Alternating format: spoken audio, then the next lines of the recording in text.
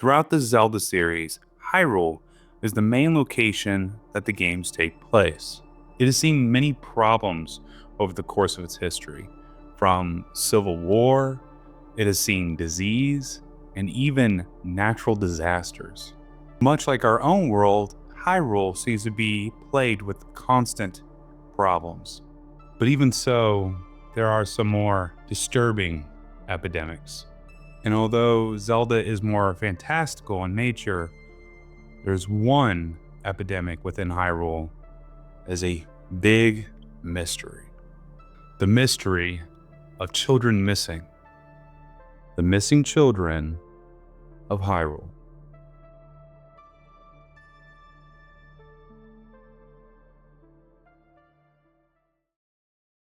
Our story begins with a simple question. What happens to those that are lost within the woods? In our world, if someone was lost in the woods, we would send out search parties. Normally, these parties would be of friends and family. Typically, the police are involved, the authorities are involved. Maybe even federal agents like the FBI would be involved. And these personnel would typically line up all together, and they would only be a couple feet apart, and they would call out into the woods for the person that is missing, that is lost within these woods. They would call out over and over, hoping desperately to hear anything back. But what if the woods are more treacherous? What if something evil lurked within those woods? What if those woods were cursed? The question is then, would the people still go searching for that lost person? I ask this because in the world of Zelda, it's a darker place than that of our own.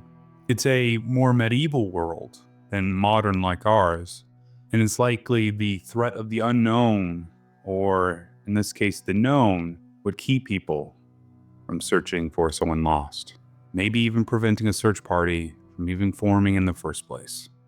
We are fortunate in our world to have amazing technologies that help locate folks when they're missing. Like the 10-year-old child here in Louisiana. Late one night, parents took their little child to bed, tucked her in, read her a bedtime story, and she fell asleep. It was a deep sleep, one that would be hard to wake up from. It was some very good dreams to be had in that sleep. But, unfortunate for this little girl, she began to sleepwalk. She got up from her tucked covers, walked to her bedroom door, stepped out, and then walked to her living room and then to the front foyer. It is there that 10-year-old opened the door, still asleep, and walked out of her Louisiana home. It was the dead of night, cold as Dickens, and she walked out without anybody knowing. Now, there were woods surrounding that home. She was not in a development or a place where there was tons of people to see her. Of course, when the parents awoke, they came to see their child, who normally is very excited and wakes them up, and she was not there. The parents panicked and immediately did the right thing, which was call the authorities. And immediately a search party was formed. Something had alerted the father's phone, however. You see, he was a hunter, and a good one at that. It's hard buying groceries these days, so hunting supplies you with some good deer meat, some venison. And he had trail cameras set up around his house, around his property, in order to catch any passerbys of deer or other small animals that he might be able to hunt later. And fortunately for him, one of those trail cameras caught his little girl. This helped the authorities out greatly. They knew that the child had wandered off in the middle of the night. Now, what they didn't know was that she was sleepwalking, which is quite abnormal. I had a brother that sleptwalked and would have night terrors and scream himself awake. And it's pretty frightening, but he never walked out of the house. I would say that's pretty rare. The authorities searched for hours, and the notoriety of this case began to get into other departments. And one man from Arkansas heard about the missing child. Upon hearing about this missing child that had been lost in the woods, he immediately packed up a drone, one that he was a massively good operator for, and he had been using for years. Now see, this drone was very, very cool. It was capable of seeing in night vision as well as infrared. And he thought, that might help find this little girl. And so he drove from Arkansas to Louisiana to where the parents were located to help find the little girl. Within 20 minutes, using the infrared on his drone, he was able to spot the body of a little child, a 10-year-old, cuddled up in leaves. Immediately, the authorities went to the location and found the little girl still alive, cold, missing a shoe, and scared to death. This story has a happy ending, and many of these cases don't go like this. Fortunately for us in our world, we have technology that is capable of finding people who are missing, and Hyrule does not. Unfortunately, they have something way worse than we do. They have the Lost Woods, or known as the Forbidden Woods to the Hyruleans.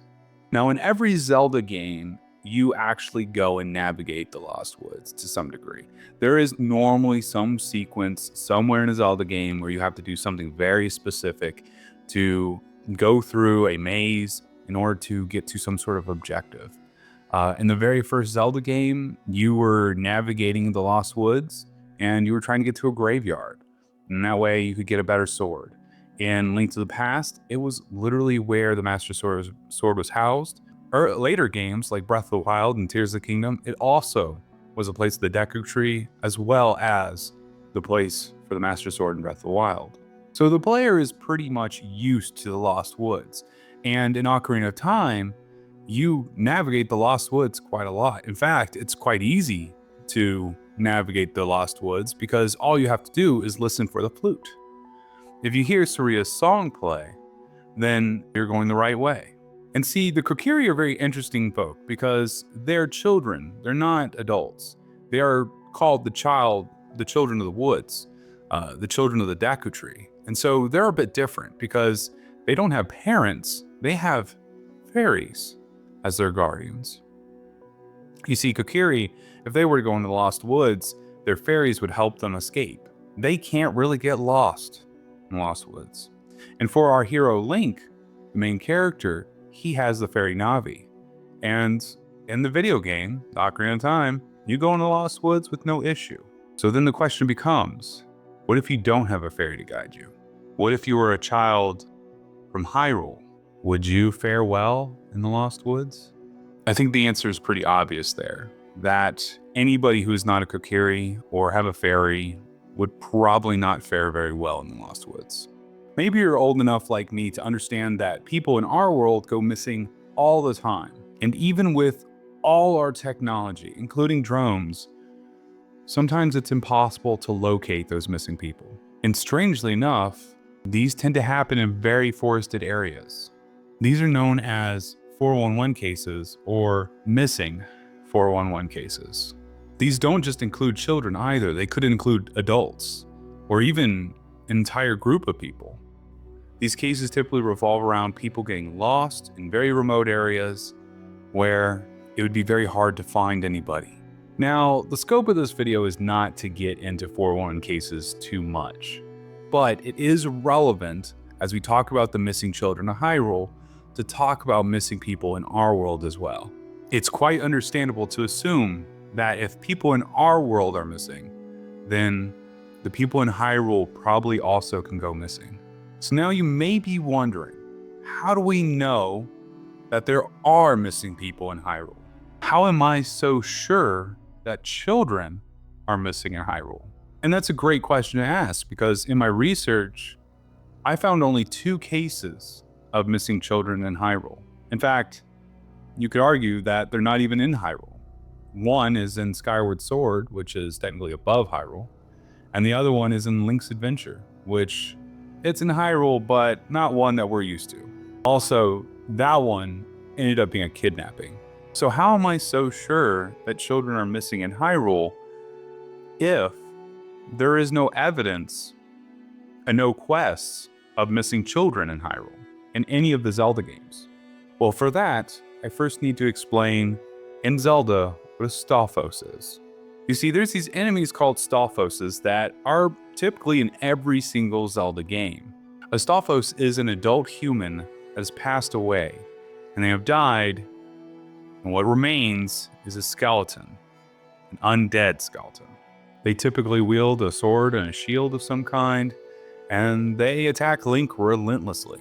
You probably know just from the description what I'm talking about. They're almost in every Zelda game.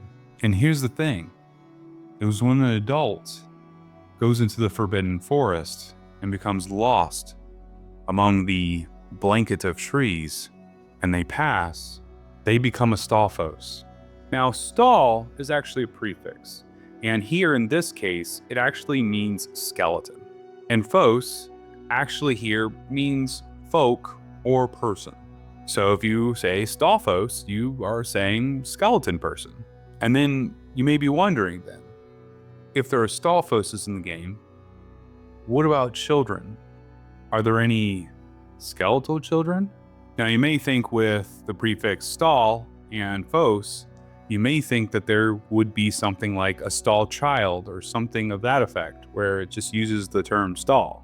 But in Ocarina of Time, you can actually look up what a Stal child is, and it's actually still an adult. It's one that doesn't have a sword and shield. It's kind of a minor Stalfos. You see, here, child actually just means smaller or minor. And I don't mean in the term of a kid.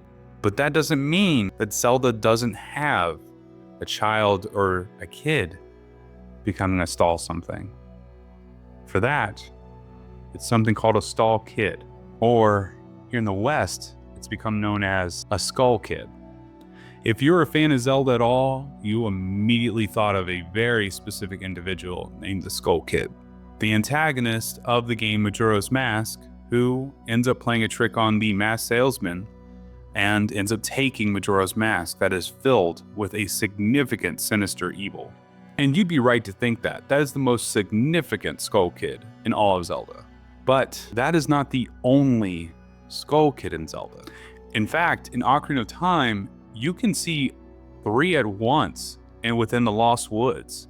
And to boot, there also is one in Twilight Princess, which takes place years and years later. And for us in America, that game came out almost 10 years later from Ocarina of Time. So there is not just one Skull Kid. There is many, which would mean there are a lot of children going missing in Hyrule. The Hyrule Historia, a book documenting the history of Hyrule, says, "The Forbidden Forest is the name given to Kokiri Forest and the Lost Woods by humans outside its leafy borders. Adults lost among the trees turn into Stalfos, while children turn into Skull Kids. Both are doomed to wander the woods forever." And like I said, you can actually encounter these Skull Kids in the Ocarina of Time. But unlike a Stalfos, which wields a sword and a shield and is very hostile, these are not so much. At least, they're not so much hostile to young Link. That's right, in Ocarina of Time, you play not only as adult Link, you play as young Link starting out. And when you interact with a Skull Kid as an adult, you are immediately attacked. They shoot darts at you, and it's quite terrifying because there's multiple of them in some cases. But most interesting, if you go and interact with a Skull Kid as young Link, they don't attack you. In fact, they're friendly to you. So much so that if you play Saria's song to them, you actually will get a heart piece from one of the Skull Kids. Now this raises a lot of questions. For me, it definitely did. Why on earth would a Skull Kid attack an adult, but not attack a kid? What's the purpose there? What's the thought process and reasoning behind that? Well, the obvious thought is that maybe adults are just more hostile. They see something that is creepy or looks like a monster and they immediately attack. But it could also be something a little bit more sorrowful. It could also be that Skull Kids don't trust adults because adults abandoned them and was able to never find them when they were lost in the woods, and they unfortunately died. You see, Skull Kids are dead, just like Stalfos. Although dead, they do not look so much like Stalfos. In fact, Skull Kids seem to have actually taken more of a look of their surroundings.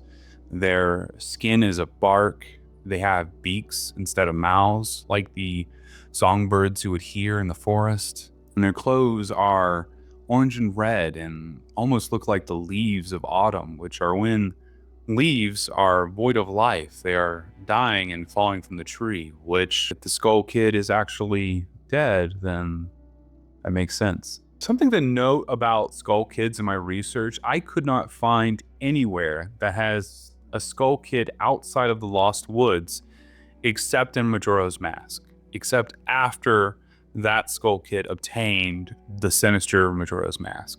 Even in Twilight Princess, the Skull Kid that you interact there is still in the woods and actually will assist you in finding, I think, the sacred temple there. Now, some speculate that the Skull Kid in Twilight Princess is the same one that you deal with in Ocarina of Time and you teach Suria's song to. And then also, they believe it's the one that obtained Majora's Mask, because at the end of Majora's Mask, that Skull Kid talks about how Link is the young one that taught him Suria's song. But there is really no way to know for sure, but it's kind of a nice theory that I stumbled upon. So why are children going missing? What could possibly be happening in Hyrule for this to be going on? I mean, this is disturbing, right? We're talking about kids from the age of 2 up to 12. Why are they becoming lost in the Forbidden Forest, the Lost Woods? Who would dare go into such a place? Well, to answer that question, I need to ask one back to you. Why do children go missing in our world? I just talked about the Louisiana case and that little 10-year-old girl going missing. And so that was one case that I stumbled upon, but when researching other missing 411 cases, it's all very haunting. The underlying theme for each of these cases are all the same. The child was young, like I said, anywhere between the age of 2 to 12, and they were near adults at the time, and then suddenly they were no longer there. Something happened. Either they saw something that they wanted to investigate themselves and didn't think anything of it and they just wandered off to look at it, or maybe they heard something, was interested by something, and they wandered and got lost. Now, many of you have kids. I know because I've looked at the statistics of this channel, and many of you are over the age of 25, and I'm going to wager many of you probably have kids. And in which case, hello, fellow moms and dads. Talking to you guys now that have kids, okay? And if you don't, maybe you have a younger brother, or maybe you have a niece or nephew that's very young. Let me ask you a question. When your kid was young, did he or she ever try to run into the street? Now, mine did for sure. In fact, we had to multiple times stop him from going into the street. In fact, he was so hyper, there were times we even thought we maybe have to get a leash for him because he would see something and he would want to immediately bolt to go see it. And a lot of times that was across the street. Now he's a little bit older though, and he's a little bit better at listening. However, he still gets distracted pretty easily. Children are very interesting because they will see something and they will get so zoned into that thing that they completely forget about everything else. So zoned in fact, they will just walk right into the middle of the street. I mean, how many of you have seen the kid has a ball gets dropped and rolls in the street and they don't think anything of it, they just follow the ball. And for those anime fans of you, I've literally just described Yu Yu Hakusho. Now I want you to imagine something for me. Imagine that there's streets all around you. How do you keep your child from going into a street if the streets are all around you? All you need to do is replace those streets with the forest, and you suddenly have the bulk of the missing 401 cases. In one 401 case I saw, literally 2 kids were playing in the bushes within 10 paces of their parents. And they're playing hide and seek, and simply the older brother got up after being called by his parents, looked for the younger one, and the younger one couldn't be found. This was in the Smoky Mountains, so in the heart of basically one of the biggest forests that America has. And the child that vanished was 6, which I have a niece that is, well, she's 5. And it's really hard to imagine her just disappearing. But this child did. Another question that came up while I was researching this topic was, where did Nintendo get the inspiration for the Lost Woods? It is in every single Zelda game almost. I know that there is, woods everywhere on the planet, but it just seems so interesting that they came up with this lore for Skull Kids and Stalfoses, basically the undead in the woods. And I don't really have anything definitive on that, but I do have a theory. I believe there's a location in Japan that they pulled inspiration from, and that location is the forest of Aokigahara, or also known as the Sea of Trees. Now, some of you may be unfortunate to have heard about this forest in the past from a very popular video person known as Logan Paul, but I am not here to speak on him or what he did. I'm here to give you facts about these woods and the myth that surrounds them.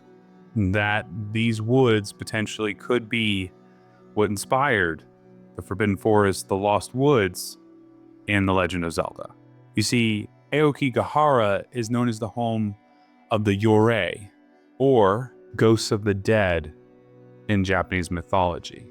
And the forest, quite beautifully, sits just below Mount Fuji, which is one of the hugest tourist destinations in Japan. Even more interesting is that below the forest floor is a bed of lava rock, because Mount Fuji at one point was erupting. It made a floor of lava rock. Like I said, it's a huge destination to go to if you're a tourist. There are beautiful animals there. It's a beautiful location. There's a shrine on top of Mount Fuji. A ton of people want to go to Mount Fuji, and a ton of people want to go to Aokigahara. But unfortunately, in the 1960s, it became known as something more than just the woods near Mount Fuji. Now, I'm going to leave that up to you guys to go and research that bit, because YouTube does not want me to talk about that stuff. And honestly, this video is already dark enough as it is, just talking about missing children. But Nintendo probably thought about these woods when creating The Legend of Zelda. It's literally right there at the base at their biggest mountain.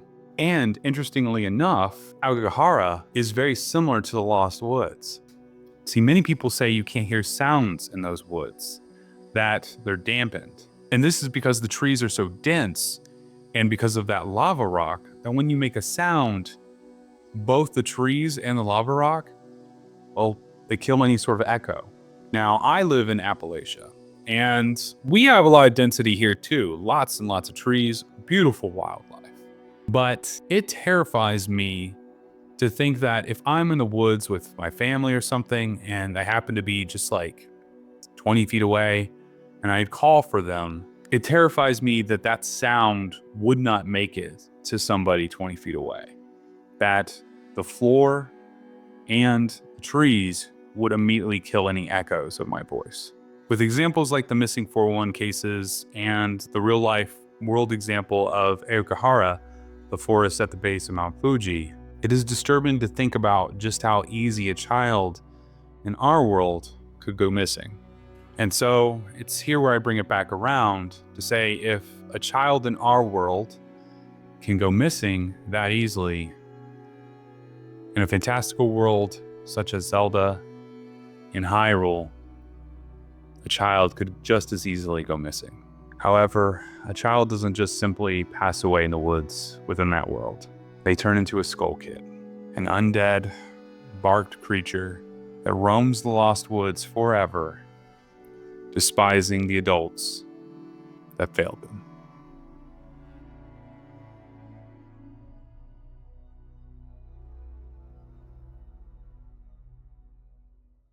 Although dark, I really hope you guys enjoyed today's video. If you did, please consider liking and subscribing so you can see more of this kind of content, more of this investigative stuff. And down below in the comments, please let me know your thoughts. I want you to tell me, would you prefer to spend the night in the Lost Woods, or would you prefer to spend the night in the Aokigahara woods? I'm going to tell you right now, I think I would choose Aokigahara. I mean, the Lost Woods has big spiders, and I am not a fan of those. Although I will say it would be very cool to hear the jams that come out of Lost Woods, though maybe that would be maddening after a while to hear the same song over and over again. Anyway, thank you again so much, everybody, for watching this video. I hope you learned something, and I will see you all on the next one. Bye-bye.